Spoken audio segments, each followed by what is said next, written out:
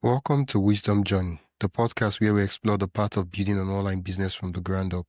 Here, I share my wins, struggles, lessons, and experiments so you can learn, adapt, and grow alongside me. I also interview experts in their respective field. Whether you're just starting out or looking for new strategies to scale, this is your space to find inspiration and practical wisdom. I'm your host, Wisdom Okonkwo, and I'm excited to take you on this journey. Today on Wisdom Journey, we are diving into the real and often messy truths about selling online courses, programs, and membership. Guest Cleoniki Kesidis, a copywriter and marketing strategist who helps experts and solopreneurs turn their ideas into sustainable businesses. Cleoniki is known for her ability to simplify complex marketing concepts and give practical, effective tips. She's passionate about experimentation and creativity, helping creators move from one-on-one work to group programs and beyond. She's also a mompreneur who knows firsthand the balancing act of building a business while raising a family. If you ever struggled with messaging, that doesn't convert, or a course that you poured your heart into but just won't sell, this conversation is going to be eye-opening. Welcome, Cleoniki. How do you say your full name? I just wanted to have it on tape. Yeah, Cleoniki Kesidis. Oh, okay. I tried. Yeah, it was good. Yeah, thank you so much. I'm really excited that we're doing the interview, and I want us to go step back a bit and go back in time. Can you share a bit of your journey into copywriting and marketing? How did you start helping creators sell courses and programs? Yeah, good question. And thank you so much for having me. It's really great to be here with you. I'm excited to dive into this My pleasure. conversation. So I actually started, my background is in the sciences. So I studied computer science and I studied biology as well. Okay. I worked as a software engineer for a while, did some research, biology research. So my background is in science and research, which is part of why data is so important to me. And I love looking at how things work and the system side of marketing. But I've also always been creative and always loved writing. And I was writing on the side throughout school, for many years. Just to make a little extra money and to have a little bit of an extra, it was just a small side hustle. And I decided finally that that's what I wanted to do full time, and started working as a copywriter full time, which has been wonderful. I've worked in a lot of different industries. I have worked with a lot of like tech startups, people, and all sorts of things. But my passion is definitely working with those solopreneurs, the coaches, people with interesting expertise that they're out there trying to share it with others, trying to teach others what they know. And I love helping them find those people and connect with the people who they can help. Yeah. What was in the timeline, right? What was the biggest turning point in your career as a solopreneur? Oh, interesting question. So I think getting started as a solopreneur was a really big leap, as it always is. For me, my business is about 5 years old, which means it's a pandemic business. So I launched What did you just call it? A pandemic business. Why do I feel like I hear pandemic? Yeah, I launched at the beginning of the COVID pandemic, which I think... Oh, I thought you were saying something like Penta, something, that maybe 5 years, you call it Penta. I didn't know you were referring to pandemic. Oh, no, the pandemic, yeah. So 5 years ago puts us at near the beginning of the pandemic. That's when I launched my business. That's, I think, a lot of people rethought their lives at that moment, restructured things. Which has just been wonderful. I'm so glad that I went all in on it, because it's been a great experience. Yeah. When you say pandemic, I just realized that I think for a lot of things that people talk about, they do the BC and AC, that is before COVID and after COVID. Yeah. Well, I noticed that one of the core things you focus on is authenticity, as well as experimentation. Why are those so critical why do you think those are so critical when building a creator business today? Yeah, absolutely. The authenticity is indispensable, especially in today's era where there's so many people online, social media is so flooded. We've got people using AI to create content that they can Yeah. just churn out in seconds, right? Like so much of it. So when you're dealing with all of that and you're trying to get your voice to be heard above all of that noise, really your superpower is your own authentic, interesting, unique voice, and leaning into whatever makes you the most unique. Which is always, I think sometimes some people feel like, oh, I'm not special, but there's always something, special or unique about your background or your personality or Yeah. your voice in some way. And the more you can lean into that, the more you're going to stand out against all the chatter of so many people online who are honestly just copying each other, um, just recycling the same Yeah. things and saying them in pretty much the same way. The more different you can be, the better. And that difference comes from your authenticity. For Yeah. experimentation, that's something that I'm really passionate about as well, because I think it's something that some solopreneurs miss in marketing. There can be a misconception that you're going to create something like a sales page or an email, you're going to put it out there and it's going to work. And if it doesn't work, it's because you failed or you're it's because you Yeah. suck. When really it's totally normal that the first thing might not work and that it might take several tries and iterations to figure it out. So I really encourage solopreneurs to adopt that experimentation mindset towards their marketing, that you're going to put something, you're going to test it, you're going to see how it works, which means looking at your data, looking at your numbers, figuring out another thing to test, testing something else, and you just keep going around and around. So it's not a one shot, get everything perfect and launch it and it's perfect. It's a rolling, ongoing experiment in your business. And I think when you have that mindset, you can avoid a lot of the frustration and disappointment that can sometimes come on this business journey. Yeah. Yeah.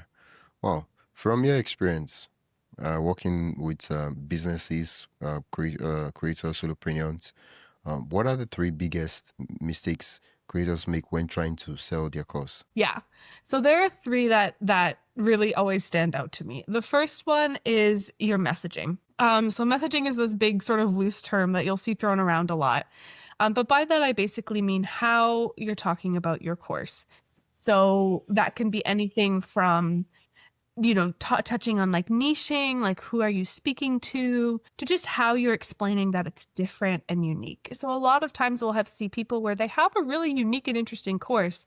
They're an interesting person who has this, unique background, but when you look at their sales page, you don't see any of that. You just see something that comes across as really bland or generic. So that's a messaging issue of how can you really make it so clear what's unique about you, what's valuable about you, your program, and how can help somebody. Communicating that isn't always easy. Yeah. And getting that right is really hard, but it's absolutely foundational. It doesn't matter. You can have every single other thing right, and if you don't have the right messaging, it's not going to work. So that's a big one. Okay. The second one that I see is your systems. So there are so many different ways to sell online, all sorts of different avenues you can be using for your advertising and marketing, everything from emails and email funnels and landing pages and lead magnets and social media and advertising of all sorts of different types of running ads on all different places. There's so many options, and there are a ton of people out there who are really happy to teach you the structure that's worked for them, and will sell, this is the way that I made $50,000 in a month. So you should do it this way. You should do it evergreen. You should live launch. You should have it this way. You should have it that way. Infinite options. And the truth is that what's going to work for you is going to be different than what works for anybody else, because you're a unique person, and you have a unique business, a unique offer, a unique audience. So you have to think about the system that's going to be, first of all, sustainable for you, which takes into account your unique life, Yeah. the demands on your time, what works for you and your brain, as well as what's going to work for your audience, what's going to work for your particular offer, what phase of business you're in. Do you already have a big audience? Are you starting from zero? All of those are going to require a different system. So really thinking about it as a marketing system, thinking through step by step how people are going through that customer journey. How are they finding you? How are you starting to nurture them? How are you offering them the sale? How are you closing the sale? Going through each of those pieces and figuring out what works for you is really important. And a lot of times people will end up frustrated or not as successful because they're trying to copy what someone else does, or they're just winging it, or they feel like, oh, I have to do social media, and I'm trying to do social media and it makes my head explode and I hate it, so I'm miserable, so I avoid and then you just, created this whole problem that just comes down to, do you have a system that works for you?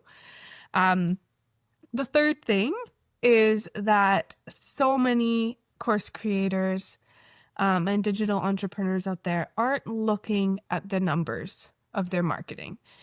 So they're not taking the time to look at, how are my emails performing? What are the open rates? What are the click-through rates? Looking at stuff like, how do my landing pages convert? And pretty much all of the tech out there, whatever you're using to manage your emails, to host your course, to host your landing pages, pretty much all of the tech out there will give you all of that data. It's usually not too hard to find. You might have to poke around a little bit, but it's usually pretty easy to find. Yeah. But people can avoid looking at it, whether that's because they don't fully understand what all those terms mean, what all the numbers mean, or because there's just kind of a fear of doing that, or because they're just busy and so they don't take the time. But that is absolutely key, because there are often times where that data will surprise you. You might, not be getting the sales that you want. And so you think to yourself, oh, my offer's bad. Like, this means that I need to make a new offer, a new course, a new program, throw everything out. But if you actually look at the data, you'll see that your landing page is converting really well, that this is, that everything's great. There's actually, your offer's probably fine, but the issue is you're not getting enough traffic in the first place. Or the issue is that nobody's opening your emails. So you don't need to create a new offer. You need to fix your email subject lines or your email deliverability. And when you look at the data, you can identify that. But if you never look at the data, then you're just taking shots in the dark, which can really, you're just guessing. So I really, really encourage anyone who's frustrated with their course sales to just sit down really objectively and go through that customer journey and ask yourself, okay, how are people finding me? How many of those people sign up for my lead magnet? How many of those people open the email? How many of those people are actually clicking through? Find the part in that chain, like walk through each step of the chain, look at your numbers, and find the place where you're losing people, because it might be at a particular point that's going to surprise you. You might realize that there's a big chunk of your system that's working great, and there's just one part where you're having a breakdown, and so you can fix that. Yeah. Well, one of the things I loved about what you said is find a system that works. And it's not just the system that works, a system that works for you. Because a lot of systems out there, they work, but it's just that when it just doesn't work for you, probably because, so many factors that come into it. And so people say, oh yeah, this thing doesn't work. This is false. I'm like, no, that's not the system for you. Yeah, absolutely. Absolutely. Which is so true, especially if you're a solopreneur and you're doing everything by yourself, or even if you have like a small team that helps a little bit, you're still doing a lot by yourself. Yeah. It has to be something that's sustainable, that you're good at, that speaks to your strengths. And not where you're forcing yourself to do something that is not your strength at all, which is never going to work for you, right? Yeah. How do we know if the problem is our course idea or the copy or our launch strategy? How do we know? Because everything is just not working. So Yeah, that's a really good question. And it's so frustrating when you create all of this stuff and you launch it and then it doesn't work. And then you're just sitting there going like, now what? So that is when you want to be looking at those numbers. So if you look at your numbers and everything is low, like just from the beginning to the end, like nothing is really hitting kind of the benchmarks you want to be hitting, then you probably have a foundational problem like messaging or niching, or perhaps even the offer itself, because just nothing's working. If you look at your numbers and you see something like, okay, my emails get really good open rates, people are loving my emails, they're opening them up, but nobody's clicking through to buy, then that will give you an idea of like, okay, so the emails are landing, that message is landing, the copy in there is working, but it's not leading to the sale. So maybe there is a mismatch with the offer. Maybe there's a mismatch. Maybe I need to improve my call to actions in the emails. So it's really about piecing out each step and figuring it out, which is where that experimentation comes into. Because maybe if it truly just everything is like, oh my gosh, just nothing worked, pick one thing, change it, and try again and see if it gets better or worse, if your numbers get better or worse. If they get better, great. Pick another thing, change it, and see if they get better or worse. I really encourage people to avoid like these big mega launches, especially if you're new. Like if you're just starting, like this is the first time with this offer, or you're building a new audience. I would avoid the like big mega launches where you sink a lot of time and money and effort into this big thing that's untested. Instead, try to do the smallest thing you can and test at every step. So try, create your offer and see if you can sell that just to people in your network who you know by having one-on-one conversations with them. Get some verification that there is demand for that offer. Then try adding a lead magnet. See if anyone's interested in that lead magnet. Are people signing up? Okay, now you can build out a whole funnel. Did nobody sign up for that lead magnet? Not a good idea. Try a different lead magnet. Like really play with it in public, which is probably part of my tech background coming out, because if you're familiar with like tech startups and that whole world, there's a lot about like building in public and testing things out right away and your minimum viable product. And I think a lot of those techniques really apply here. What is the simplest thing you can try? What is the simplest launch strategy you can try first? Test that out, tweak it, be willing to be in public about that, to throw it out there, to ask your people, to email your list, to ask your network for advice or feedback, do customer interviews. I mean, 100%, those are the secret to marketing, which people can be really shy about doing them. It can be really hard to reach out and ask people you kind of sort of. I want to talk to you. Yeah, it's hard. It's hard. There can be a block around that, but they are absolutely the secret weapon. That is the magic. The magic trick to getting this right is to be talking to people, be out there in public testing each piece. And when you get a piece that works, you're like, okay, I have a lead magnet that's converting. People are signing up for my lead magnet. Great. Now let's build out a funnel. Now let's try to convert them to this part. Now let's take it one step further and keep experimenting. Like I said, if you approach it with that mindset of this is an ongoing experiment, as opposed to the mindset of I need to get everything perfect and then put it out there and it should work perfectly from the beginning, you're gonna be a lot happier if you're experimenting, and you're gonna have a lot more success. Yeah. Well, you just talked about how we can tell what's working and what's not working, and that's about testing. And as much as we're testing, we should always focus on one thing, so that's when there's a change, we can easily tell, oh, this is what happened, rather than trying to change 5 things and like, okay, what happened? Should we stop all 5 things, or should we? You don't even know what's going on. Okay. At the very beginning, you mentioned that a lot of persons, they have a unique background. Hey, quick break. Before we continue, I'd love for you to join the Wisdom Journey newsletter. Every week, I share exclusive insights, tools, and behind-the-scenes updates to help you stay ahead in your own journey of building an online business. It's simple, practical, and built to help you grow. Sign up today for free at the link in the description. Now, let's get back to the episode. Unique story, unique experience, but that doesn't even reflect on their sales page. And so people, they have a good cause, but people reach there and like, nah.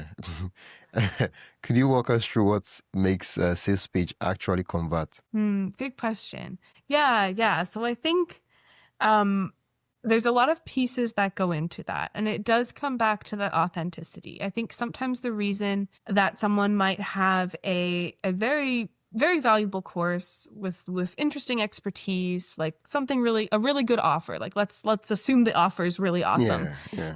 But the sales page is just not landing.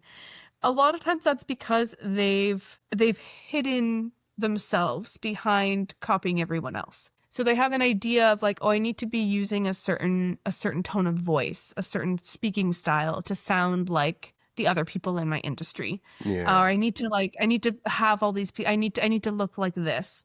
When actually you don't want to look like everyone else in your industry. You want to be looking different. You don't want to sound the same as everybody on Instagram. You want to sound different.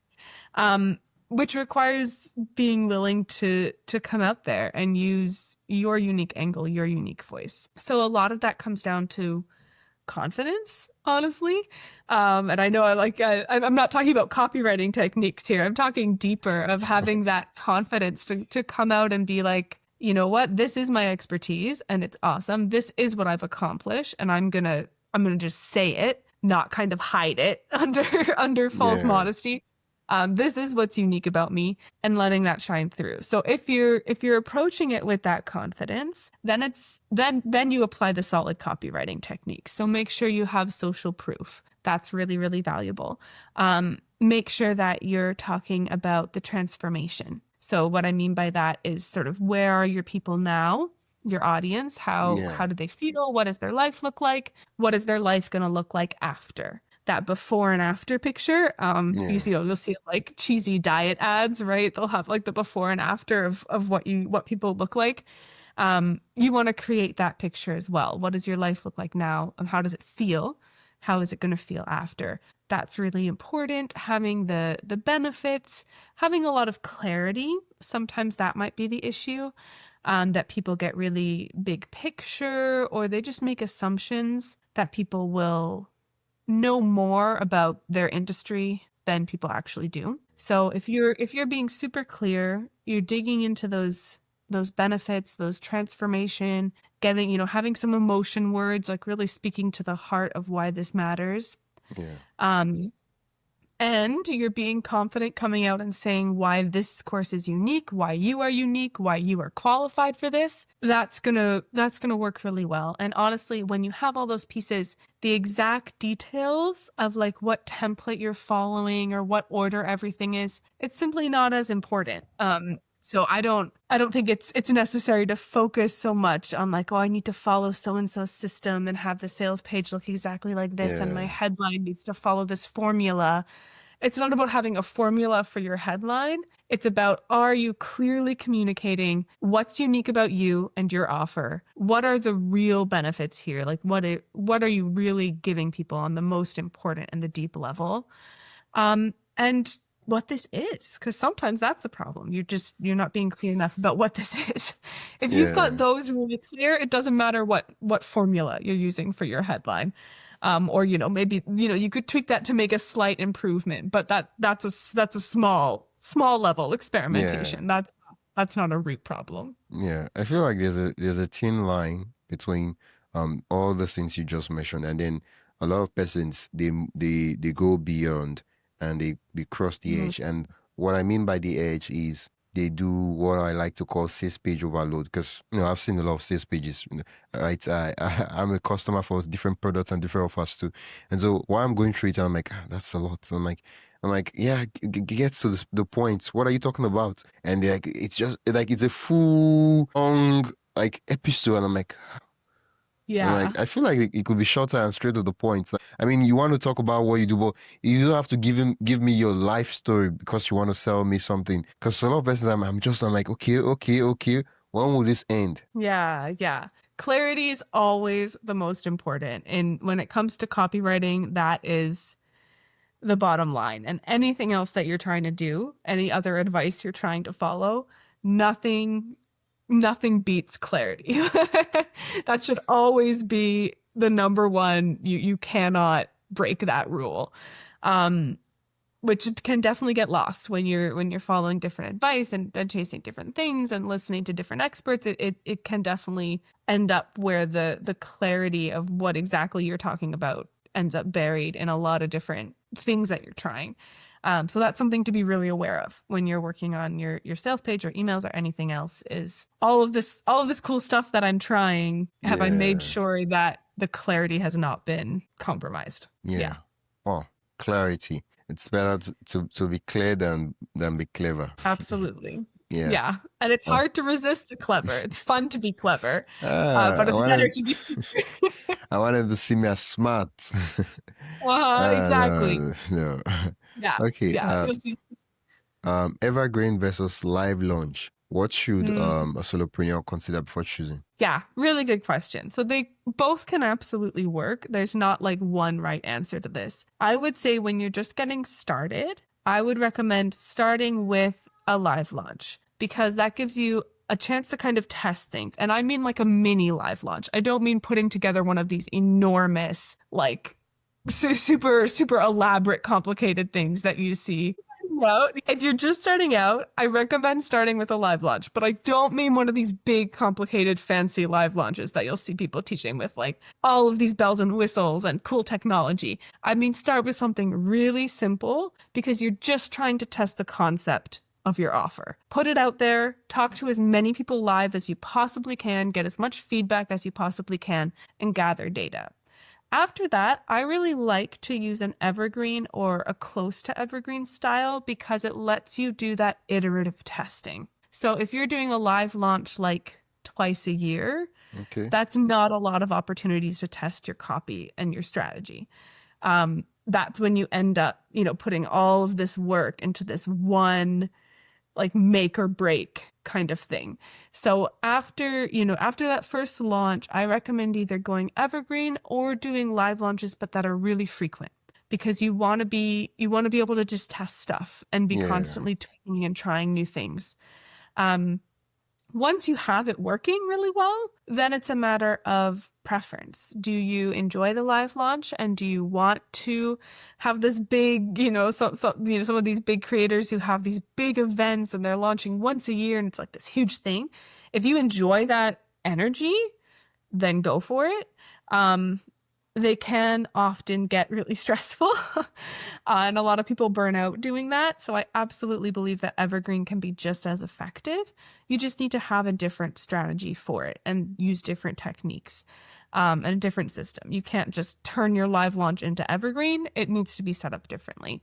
And if that is the direction that you want to go, then once you have your pieces in place, you've tested it, it's good, you can set up an evergreen system that will roll really, really well. Yeah. One of the things you mentioned, more like I read in the intro, is I mentioned that you help people move from one-on-one services to group programs, memberships, and even beyond. How should the marketing shift when we're making this transition from one-on-one services to group programs or memberships? Yeah, so the marketing changes almost completely. When you're selling one-to-one, most people will be pretty heavily involved in that process. So you might be doing like pitching and networking to meet people in the first place. You might be sending DMs. You're almost certainly doing a sales call face-to-face with people.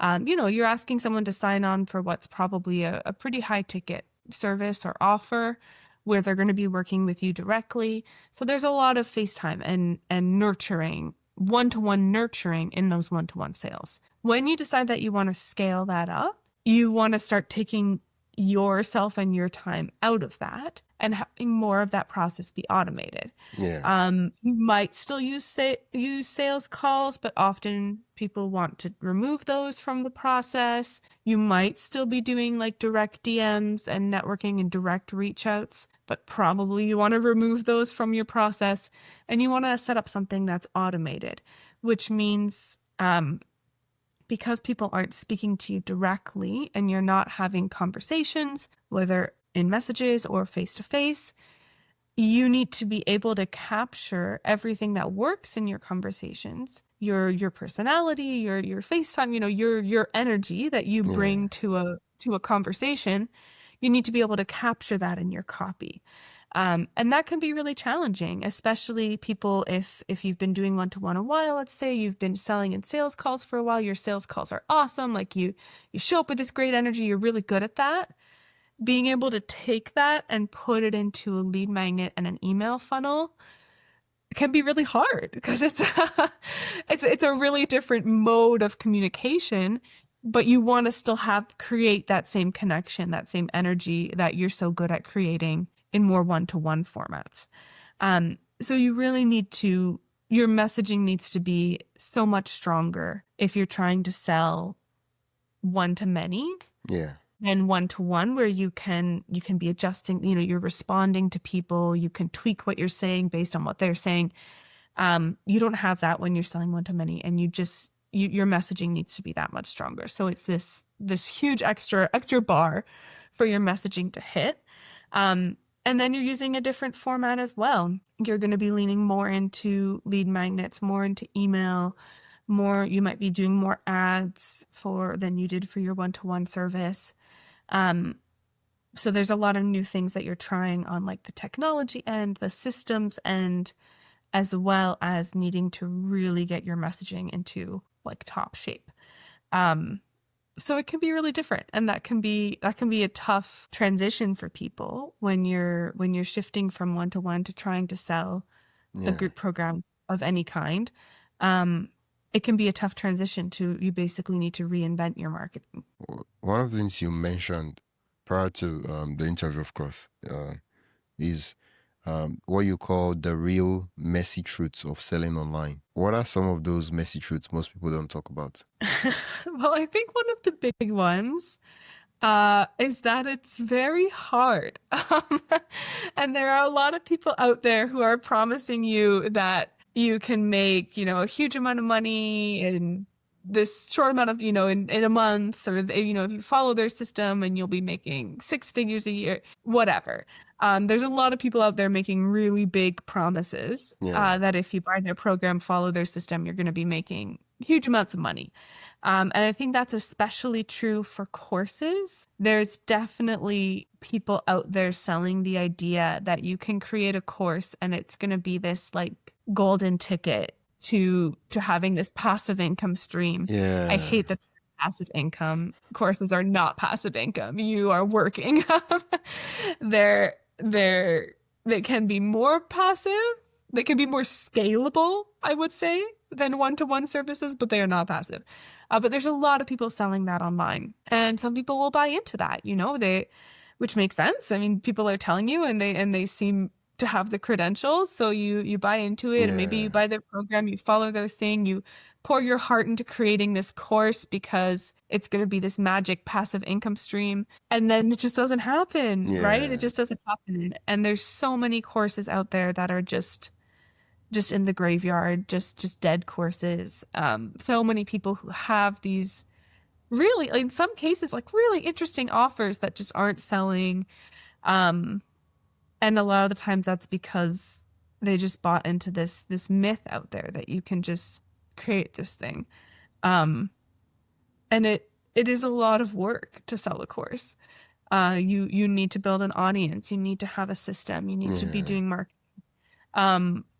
There's a lot of strategy. Like I said, it's a lot of experimentation. It's iterative. And honestly, even once you find something that works and you're like, okay, like this is rolling, you've reached your goal, you have to keep adjusting it because things change, your audience change, your industry changes, you get new competitors, stuff happens in the world. Like you're constantly having to keep tweaking and adjusting that. Social media algorithms will just change, and all of a sudden your social media system needs to change as well. So there's no point where it's completely passive. And it takes a lot to get to the point where it is a steady income stream. That is a job. I think that is the biggest truth that I really encourage people to look into. It can be, this can be a great job. I think it's wonderful. It's great. You can be successful. You can absolutely do this. But it's not going to be an overnight success. Definitely not. Has being a mom shaped the way you run and market your own business? Oh, that's a good question. I think that one of the big things when you're a mom in business is the time limit. I just have a lot less time than somebody who doesn't have kids. And, a lot of us entrepreneurs are guilty of working 24/7. And when you don't have kids, you can do that a lot more easily and just put a lot more time into your business. When you have kids or, other commitments in your life, people you're taking care of, you can't do that. So you have this time pressure, and in some ways that can be really hard because you never have enough time. But in other ways, it can be really good and give you a lot of clarity. So I think that's one of the reasons that I'm so passionate about looking at your data and your numbers, because I don't want to spend time working on something that isn't actually effective for me. So I try to be really, really ruthless about looking at my own marketing efforts and saying, okay, is this actually working or not? Because I don't have time to mess around with something that's not actually working, right? It pushes you to really tune your business, like fine tune your marketing and your business so that you are doing only the things that work. You're delegating what you can delegate, and you're focused on getting the most out of every hour that you're able to be in your business. So I think it can be a great motivation in that sense. But yeah, definitely the challenge is the time. Yeah. With this approach, how do you afford to do your experimentation? That's a really good question. So for the experimentation, one of the biggest things is keeping things small at first. So I really advise against investing in like huge, elaborate launches at the beginning until you've proven some pieces of that puzzle. So because then, yeah, if you've invested so much time and money and hired people, hired experts to help you and done all of this, then yeah, that's not going to feel like an experiment. That's going to feel really stressful, and you're going to feel a lot of pressure to make sure it works and it pays it all back. So keep it as simple as you can at the beginning and build on a foundation that works. Then each experiment is small and each thing you're adding on is small, so the risks are small, right? You haven't invested $10,000 in building this system, and you're like, your business is dead if it doesn't work. You don't want to do that. You want to be investing small things in small experiments and small tweaks, and building things up like that. And then, yeah, you're taking a lot of small risks instead of one huge risk. Yeah. Well, thank you so much for that. Because when you responded that, I can afford to, I need to tune things. I was like, okay, so where does experimentation comes into the picture? Since you with time, there's a very limited amount of time, and you don't have time to mess around. But I'm like, okay, so how do we do experimentation? Thank you for the clarifying that. Yeah, small constant experiments, Rather not than big plan. Okay. We've talked about course not selling and how creators can fix that. For a creator that has a course right now that is not selling, what are the first 3 steps you recommend they take this week? Number 1 is to look at your numbers, especially if you've been avoiding that. If you aren't sure how to do that, or you don't know how to read those numbers, then ask somebody to help you to do an audit.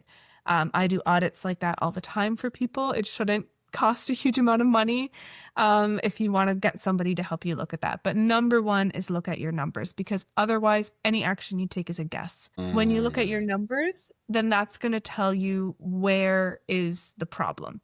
It might not tell you what is the problem. It will give you some clues, but it will tell you which part of your system is not working. So then you look into that and work on fixing that. Take small steps and experiment. So absolutely this week, look at something, say, okay, my landing page is not converting. Like, I'm getting traffic to it, but it's not converting. Change the headline and see what happens over the next few days. If you're getting traffic, right? That doesn't make a difference, change something else up. Keep switching things out, make a plan of different things you can test, and test them, and don't be afraid to mess things up. The last advice I would give is, if you haven't done customer interviews, or you haven't done customer interviews recently, reach out to people and do that. I know it can feel, it can feel hard.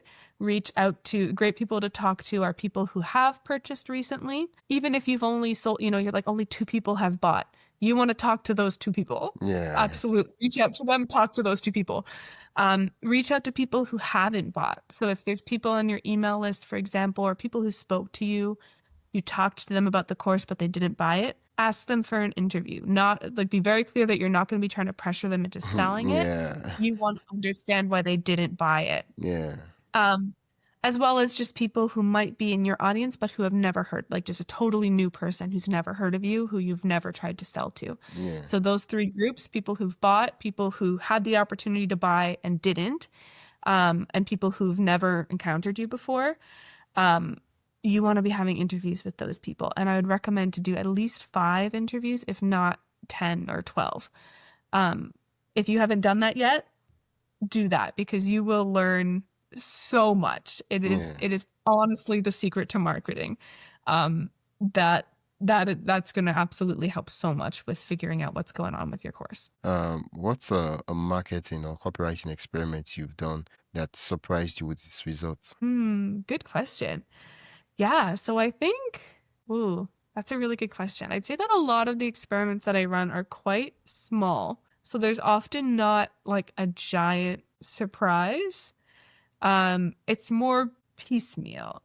But I think that there have been some times where you can be surprised by what works. Surprised that people prefer a certain thing, a certain phrasing of the offer. Yeah. Yeah, like there have been times where I was surprised at just like how well the emails were received, that they were really opened a lot, they were really read a lot, but people weren't clicking through. And that's always an interesting position to be in, where you're like, okay, they like the emails, but they're not purchasing. So that's like a puzzle to dig into, a great opportunity to use some customer research there, talk to people. What do you like about the emails, but why aren't you clicking through? But yeah, there's often very small experiments where you're just learning a little bit at a time, a little piece at a time. Yeah. Okay. With AI and everything that's happening in the marketing world, there are a lot of opportunities. Where do you see these opportunities for solopreneurs and mompreneurs in the next 2 to 3 years? Yeah, good question. So I think that AI has given people a really, really interesting tool, and it can be super valuable for writing and for lots of other pieces. In my experience, the way to get the best out of the AI, especially for copywriting, is to make sure that you do have a really well thought out and well created messaging and strategy. So that's your messaging's really, really strong. If you have really, really strong messaging that you're really certain of, which means it's based on customer interviews, then you are going to be able to give your AI a lot better information.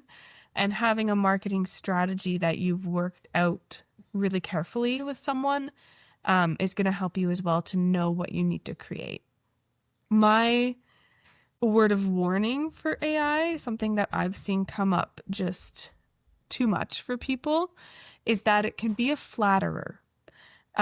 So be really careful if you're testing ideas with AI. It will often tell you that everything's great. Yeah. It's like it's the subject of a king. You're like, well, you see, how do you see this idea? My king is such a lovely idea. Yeah. Exactly. It really does. It really does. So I encourage you to either directly ask the AI to find problems, which can work. It's still, I don't know, it definitely leans towards flattering you. Or get, if you're having trouble, speaking to a trusted expert can really help you find those problems that the AI is just not going to be honest with you about. If you're using it as more as like a brainstorming strategy kind of system. I'll also say that authenticity is so important. So I recommend that anyone go through after AI's helped you write something and just make sure that it really is in your voice, which you can do by either training it really well, which takes some skill, takes some time to really train an AI to write in your voice, which is totally worth doing if you know how to do that, or just do an edit yourself afterwards. But yeah, it can absolutely save time. It can help you a lot as long as you're aware. It absolutely can be so helpful. You can use it to speed things up a lot. You can make a lot of progress with it as long as you're aware of those strengths and weaknesses. You're aware that it's going to flatter you. You need to push back on that. You're aware that you need to put extra effort into making sure your voice and your human authenticity is still in there. you're aware that it's only as good as the what you put in, right? So the better your messaging is, the better the results you're gonna get. Yeah. Okay. Where can listeners learn more about what you do and connect with you? Yeah, so I'm pretty active on LinkedIn. That's a good place to connect with me. If you just search Cleoniki Kesidis, you'll find me. I do have an Instagram. I'm less active on there, but you can definitely find me there. On Instagram. Oh, yeah. I'm also on Instagram, so you can find me there and connect with me there if you'd like. I'm not as active there.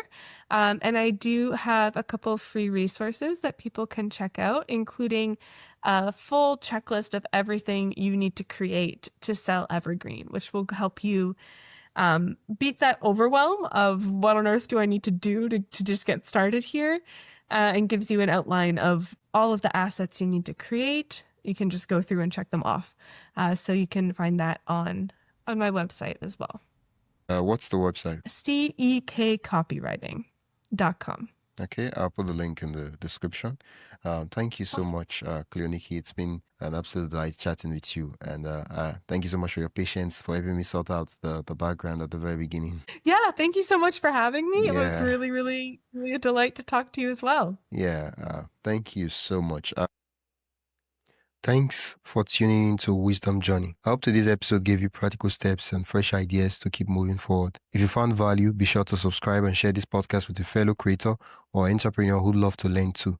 And don't forget to sign up for the newsletter and the link in the description for more resources, experiments, and lessons straight to your inbox. Until next time, keep building, keep learning, and keep walking your own wisdom journey. Yeah.